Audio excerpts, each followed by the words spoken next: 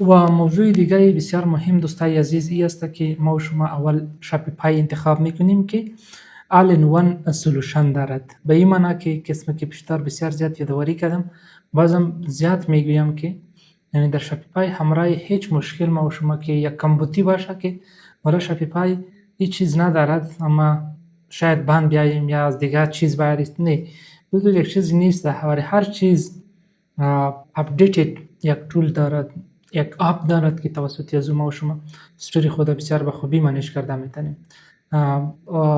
از پیمنت گرفته تا شاپینگ تا انالیتیکس و همه چیز که ضرورت باشه در یک ستوری نرمال او در شاپیپای وجود دارد و میتونیم که او را استفاده بکنیم. و موضوع دیگه بسیار مهم در مورد شاپیفای است که اسکیلبیلیتی دارد.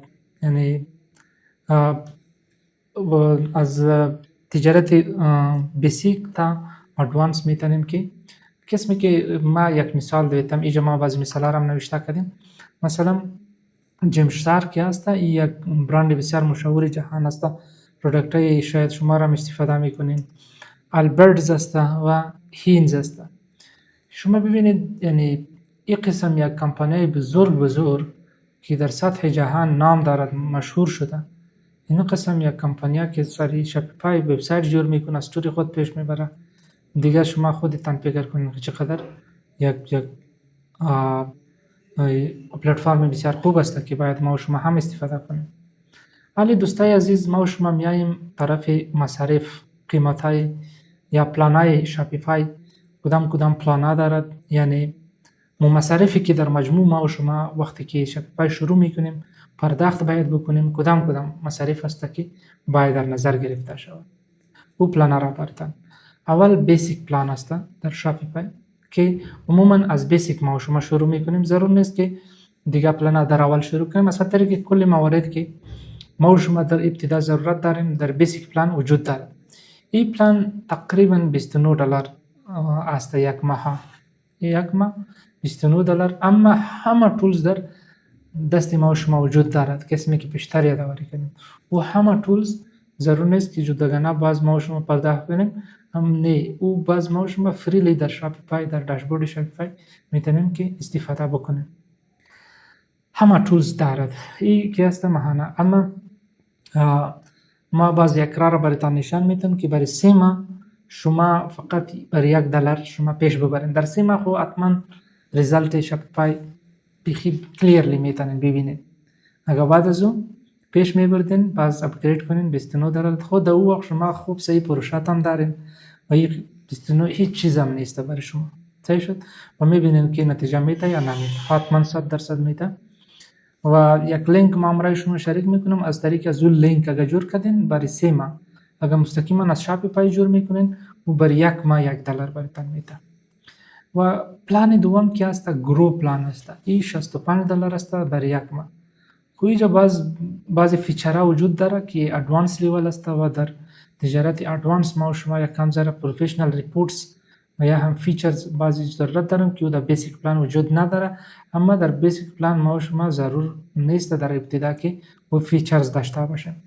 پلان سوم ادوانس است. این باز بخید در سطح بالا است که $399 یا $400 ماهانه میگیره. خو انالیتیکس و همچنان بعضی موارد دارد که او به سطح بالاتر یا کمپانیایی که در سطح بزرگ یا ادوانس لیول هستن اونا فقط ضرورت دارد و فیسایش هم باز برای ما و شما کم میشه. بعضی فیسای مشخص در این پلان برای ما و شما مشخصا کم میشه.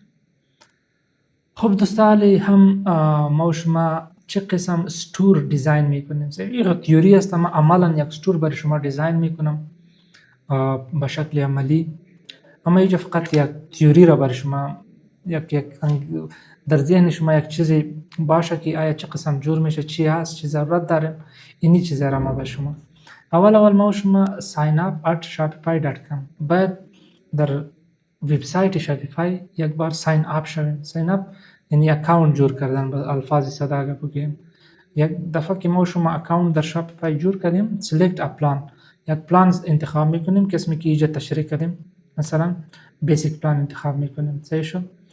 بعد از او choose a store name in domain. ما و شما یک store name نام برای استوری خود در کدام بخش کار میکنیم. یک نام مثلا نام LLC که ما و شما یک نام مشخص میمانیم.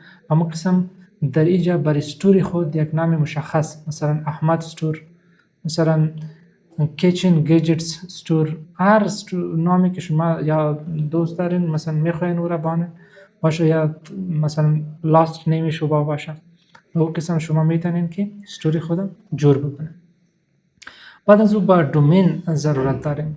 دومین باز کی است؟ ای بخاطر مثلا ما ای را براتون تشریح کنم، یک هاستینگ است یک دومین است. صحیح شد. این دو چیز در وبسایت جور کردن بسیار مهم است و بسیار زیاد رول دارد.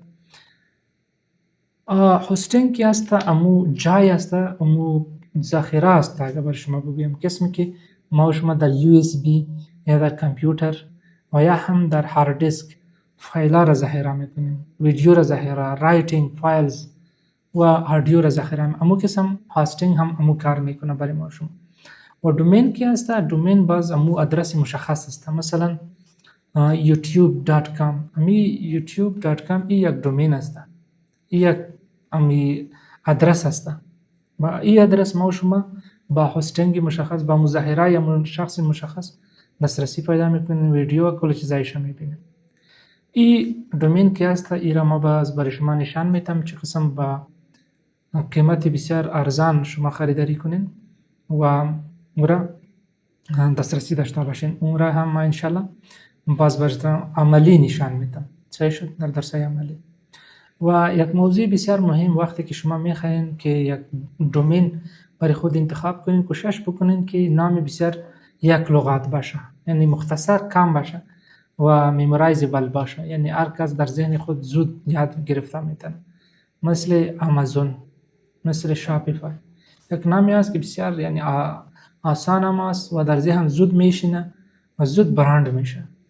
یعنی این قسم نام خورد زیاد طولانی نباشه و یک نام انگلیسی باشه، نام بسیار خوب باشه. این قسم یک نام باید انتخاب شود.